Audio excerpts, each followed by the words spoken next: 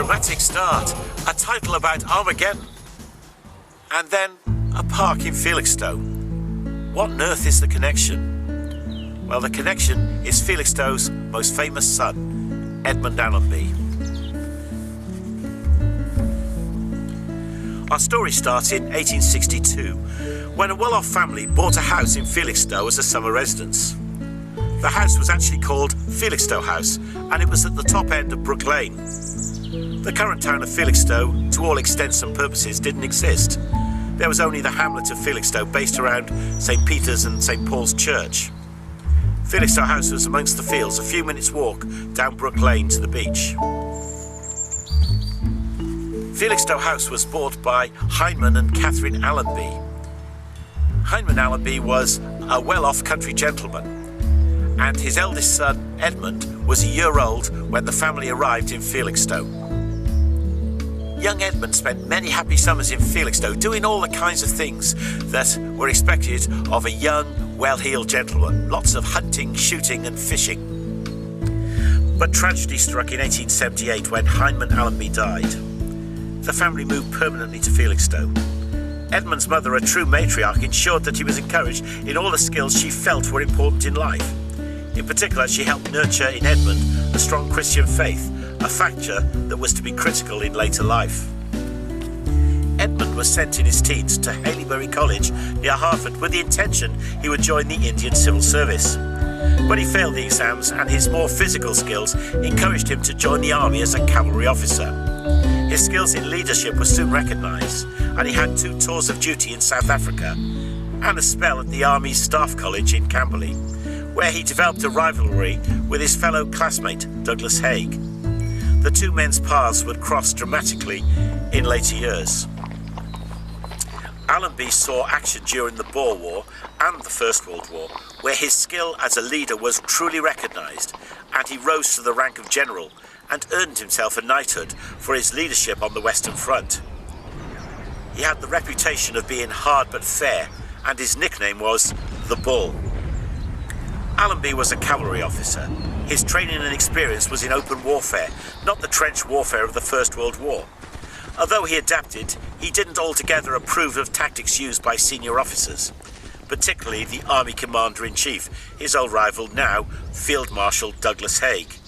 They didn't get on. This came to a head in 1917 when Prime Minister David Lloyd George stepped in and removed Allenby from France and sent him to Egypt as commander of the British Expeditionary Force there.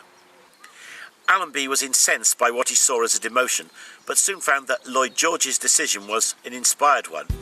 He was tasked with engaging the Turks and removing them from Palestine. Unlike France, a terrain was ideal for the mobile warfare Allenby as a cavalryman preferred. His men found him inspirational, and the army slowly pushed the Turks northwards towards Jerusalem in the latter part of 1917.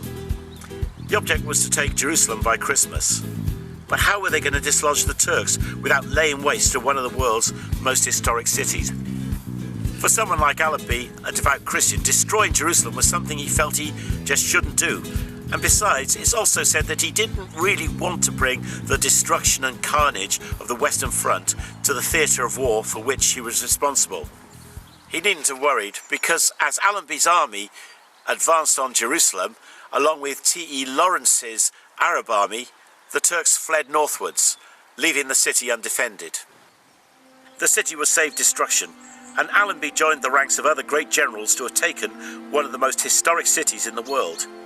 However, Allenby didn't see it that way. His Christian faith led him to decide to enter the city in humility. Jesus entered Jerusalem on a donkey. Allenby could have rode in too on his cavalry horse, but he decided to walk in.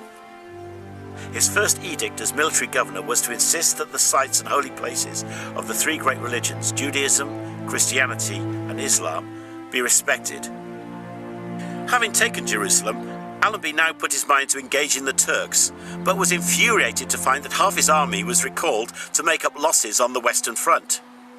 He got fresh but raw reinforcements from Australia, New Zealand and India, but he had to train them. By August 1918, Allenby was ready for a new offensive on the Turks.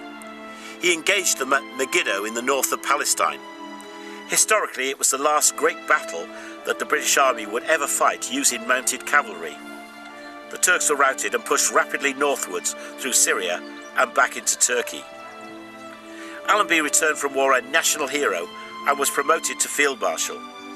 His link to Felixstowe was broken in 1922 when his mother died. The family decided to demolish Felixstowe House and new houses were built on the site. However, the gardens were retained as a public park, Allenby Park, in honour of Felixstowe's most famous son. Allenby himself was awarded a peerage in 1919 in recognition of his war service.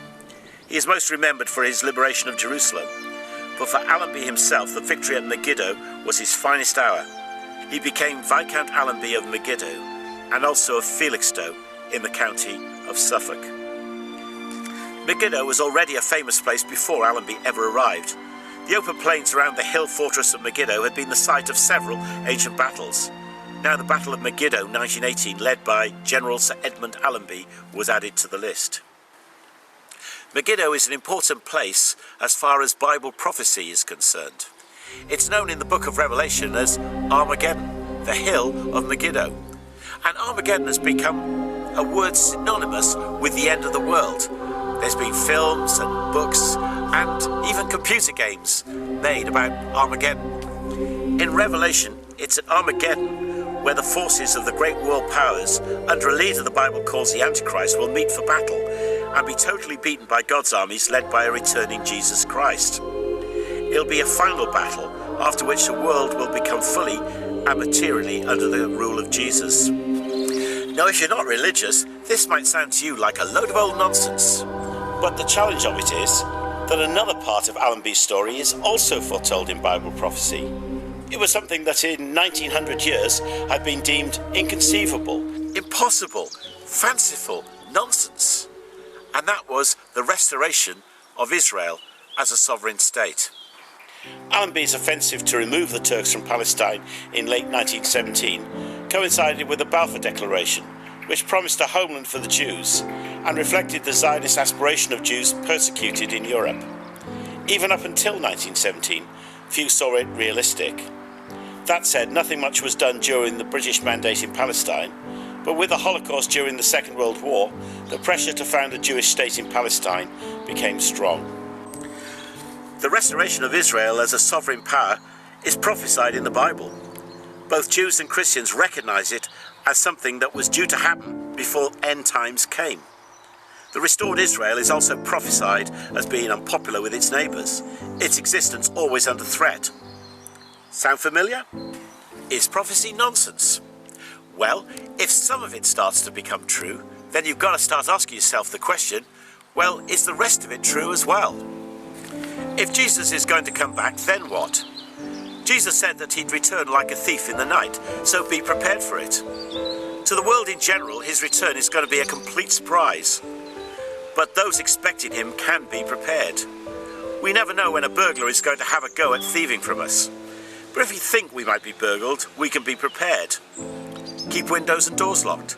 Install security lights, or an alarm maybe. The idea is, we don't know for sure when Jesus is going to return. Other than he is, we need to be ready for him. There is much about the present world power play that resonates with what we call end times Bible prophecy. Is Jesus coming soon? I can't tell you when for sure because we're not told precisely when. Only read the signs of the times and be ready. So, are you ready? Jesus died to bring us into relationship with God. And for Christians, we have the expectation and hope that the return of Jesus will be a joyful occasion.